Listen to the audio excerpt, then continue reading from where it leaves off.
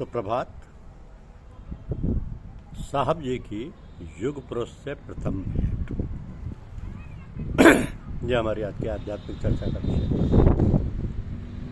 साहब जी की युग पुरुष से प्रथम सन 1928 की बात है। परम पूज्य हाई स्कूल में थे। परम पूज्य साहब जी हाई स्कूल में थे। परीक्षा का सेंटर फतेहगढ़ में पड़ा। आपके कुछ सहपाठी पूज्य बाबूजी महाराज के पास जाया करते थे। बाबूजी महाराज के मायने पोस्ट मास्टर साहब श्याम बिहारी लाल जी, उनके पास जाया करते थे। तो उन्होंने आपसे कहा कि फतेहगढ़ में एक अच्छे महात्मा रहते हैं, उनके पास समय मिले तो हुआ। उनका मतलब पूज्य महात्मा रामचंद्र या लालाजी महाराज से था। तो आपके एक सहपाठी जिनका नाम श्री राम सिंह था, जिनको मोटे कहा करते, वो दर्शन कराने पूज्य महात्मा जी के घर ले गए। अब महात्मा जी के घर के आंगन में 2 चारपाइयाँ पड़ी थी। वो एक टूटी चारपाई पर बैठ गए और आपको अच्छी बनी हुई चारपाई पर बैठने को कहा। आपको संकोच हुआ कि किसी बुजुर्ग के सामने अच्छी चारपाई पर कैसे बैठे। महात्मा जी ने दूसरी बार बैठने का और बोले, अदब इसी को कहते हैं कि जो कहा जाए वह करे। फिर पूछा, कुछ करते हो? और बोले, यहीं करके दिखलाओ। तो आप जो पूजा करते थे वही बैठ कर करने लगे। कुछ देर बाद वापस चले आए। अब सन 1928 में आपका ये क्षणिक सानिध्य समर्थ सदगुरु महात्मा रामचंद्र जी महाराज से हुआ।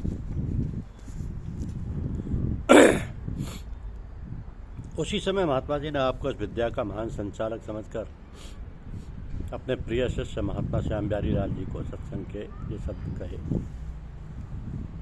कि बड़े बाबू, आपका ट्रांसफ़र तिरवा कर दिया, इसलिए वहाँ का टीए और डीए वगैरह की मांग मत करिएगा।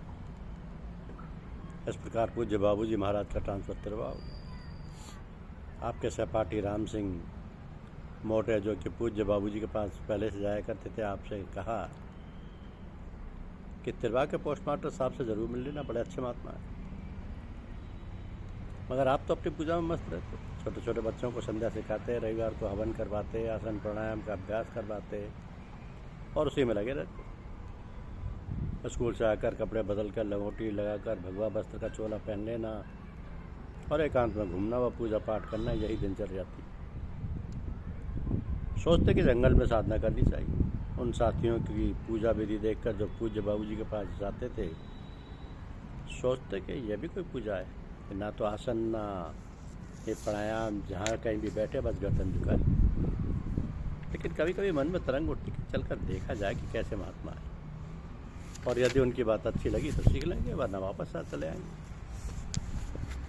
तो साहब जी के ही शब्दों में गुरुदेव से मिलन का रोचक वृत्तांत है कि सन 1928 की बात है। उन दिनों छुट्टियाँ थी, मैं घर नहीं गया और हॉस्टल में ही रहा। मैस बंद था, बाजार से दूध और मिठाई मंगवा कर खा लेता। तो एक दिन शाम को बाबूजी से मिलने का विचार आया। बड़ी हिम्मत बांधकर और प्रार्थना करते हुए कि बाबूजी अकेले मिल जाए। मैं बाबूजी के पास चला। अकेले मिलने की इच्छा इसलिए थी कि कोई और होगा तो बात करने में शर्म लगेगी। उस दिन भगवान की दया कृपा ऐसी हुई कि वे अकेले थे। पहुँचते बाबूजी ने पोस्ट ऑफिस में अपने पास में रखे हुए लकड़ी के बक्से पर बैठने को कहा और लगा कि जैसे वो मेरा इंतजार कर रहे हैं। मैं भी नमस्ते करके बैठ गया। थोड़ी देर बाद मैंने अर्ज़ किया, बाबूजी हमें कुछ बतलाइए। वे तुरंत बोले, आंखें बंद करके बैठो। बस फिर क्या था, आनंद का सागर उमड़ पड़ा और मैं उसमें ऐसा डूबा कि कुछ सुध-बुध ना रही। जब बाबूजी ने कहा बस करो तो आंखें खोली। एक अजीब सी हालत थी, अवर्णनीय। थोड़ी देर बाद जब होश आया तब कुछ बातचीत हुई जो याद नहीं। असल बात तो ये हुई कि मैं उन्हीं का हो गया। उनके प्रेम में ऐसा फंस गया कि बस हमेशा ही फंसा रहा। इसके बाद पूज्य बाबूजी का ट्रांसफ़र तिरवा से कमालगंज हो गया। इस बीच महात्मा जी का अगस्त 1931 में देहावसान हो गया। उसके बाद से आपने सदैव पूज्य बाबूजी से संपर्क बनाए रखा। अब पूज्य साहब जी तो अपने गुरुदेव के रंग में रंग चुके थे, बाबूजी का सब काम करते। पूज्य बाबूजी के प्रातः उठने के पहले उनके पूजा स्थल की सफाई आदि करते और अगरबत्ती जला दिया करते।